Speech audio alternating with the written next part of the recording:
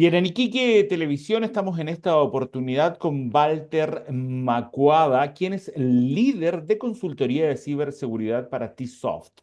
Él estuvo con nosotros en otro programa, en otra entrevista. Su entrevista fue bastante vista. Fíjese que notamos que a la gente le interesa el tema, sobre todo ahora que se cumple un año de la ley marco de ciberseguridad en nuestro país. ¿Cómo estás, Walter? Bienvenido. Muchas gracias, Karim. Buenas tardes. Gracias por la oportunidad de compartir con ustedes. Así que todo bien, aquí seguimos avanzando. Marco, ¿qué significa esta ley? Primero pongámonos en este contexto. ¿Qué significa que haya una ley que tiene un año y que sea ley marco de ciberseguridad?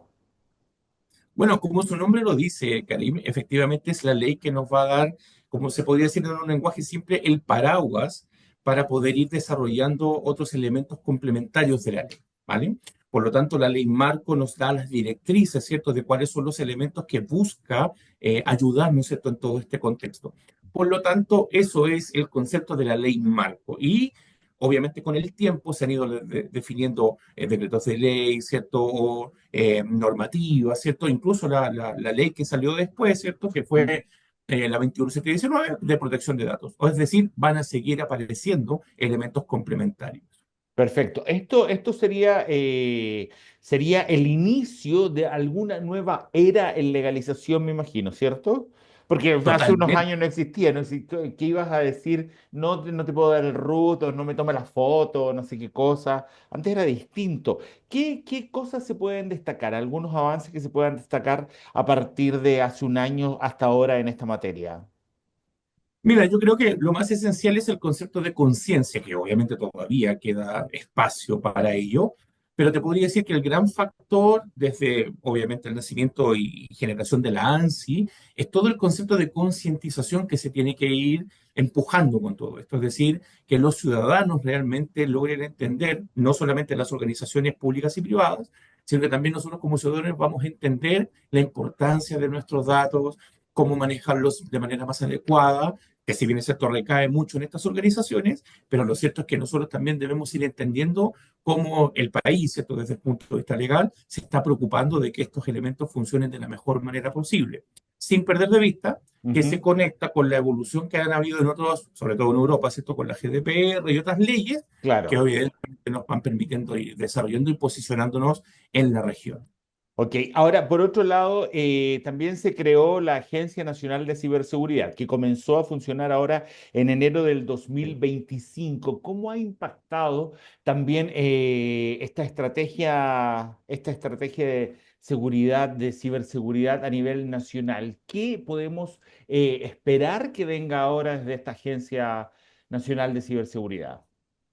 Mira, por sobre todo, no solamente el concepto de centralización de incidentes y comunicación, sino que además, obviamente, la idea, y aquí es como la línea central de todo esto, es que esto permite integrar, ¿cierto? Conocimiento, información entre todos los que, organizaciones públicas y privadas que van a estar concentradas en función de la ley. Porque Ya. antiguamente las situaciones que ocurrían en una organización y a veces no se sabía, se mantenía en secreto y nada de eso, había aprendizaje, comunicación. Hoy día tú puedes entender que si un banco es atacado, probablemente ese banco no vaya a ser el primero. Por lo tanto, uno de los aspectos esenciales es poder generar comunión, ¿cierto?, en todas nuestras entidades para que así exista un nivel de información y conocimiento transversal que nos permita proteger y aprender de, obviamente, las situaciones que ocurren. Ok, ¿qué vamos a ir viendo? Es lo que hablábamos un poco fuera de cámara, que yo también te dije que la entrevista anterior fue sumamente vista, y yo la he visto en muchas redes sociales replicada, digamos, no por el canal ni por mí, sino por otras entidades, por otras personas, y he visto un comentario que también obviamente me hizo pensar y que te lo quiero preguntar en esta oportunidad. Alguien comenta ahí. Sí, pero la ciberseguridad es súper alejada de la población común. No es un tema que los ciudadanos de a pie conversemos. ¿Cómo lo ves eso?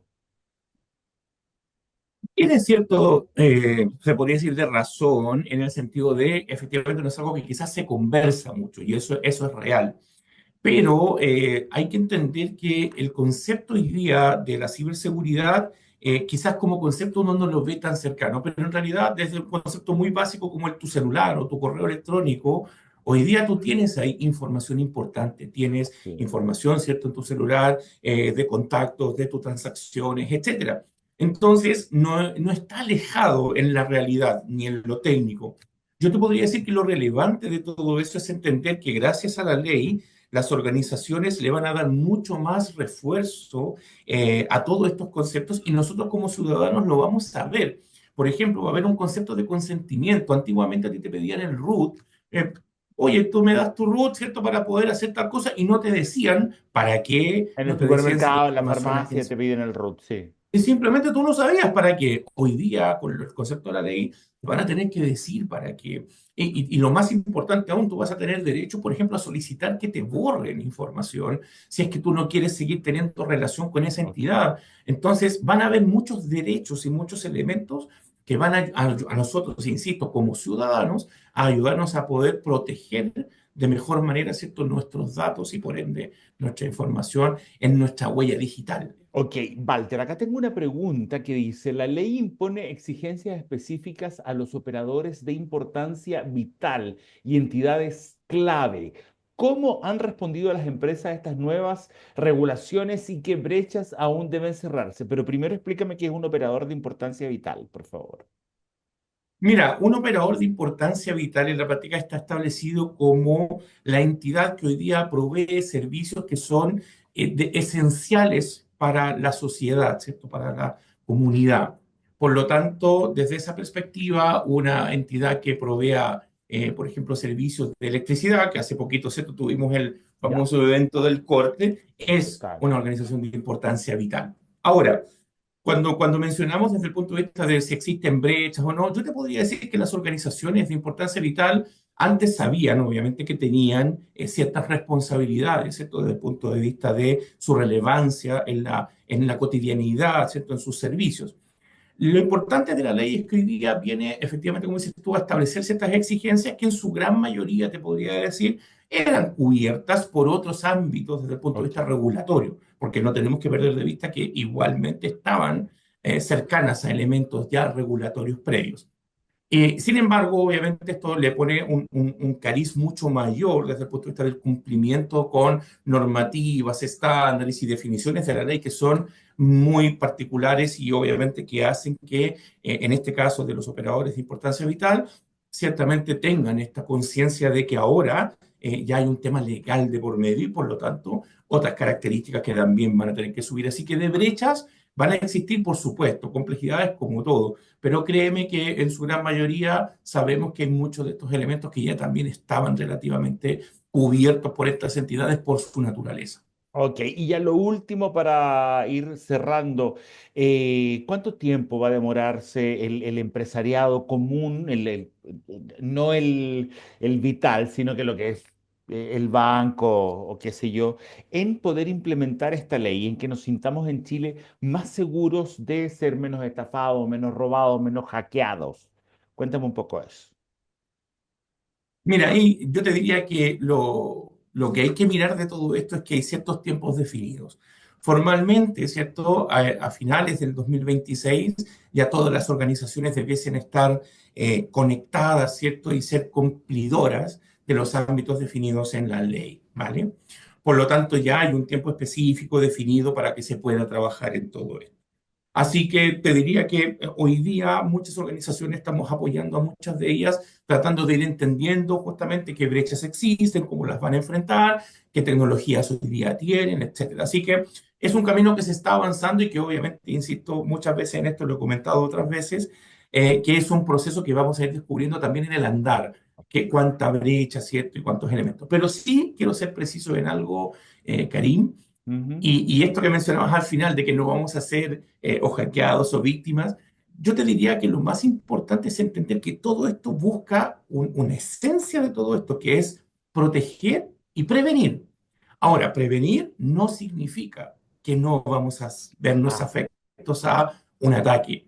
El punto es responder a tiempo, saber obviamente cómo se dan, saber mantener una operación, ¿cierto?, dentro del concepto de la continuidad y por lo tanto el tema no es que no nos vaya a pasar nada, todos quisiéramos, pero la verdad también el factor nuestro, no solamente de las organizaciones, sino que el factor humano, también es muy relevante en todo este proceso. Y por eso también insisto tanto en que esto tiene que ser un foco también de la ciudadanía y que la ANSI y como también otras organizaciones vamos a estar apoyando y ayudando a que esto cada vez más se entienda. Ok, muchas gracias, Walter. Que estés muy bien. Igualmente, gracias, Karen. Gracias a ti. Walter Macuada, entonces, líder de consultoría en ciberseguridad de Tsoft.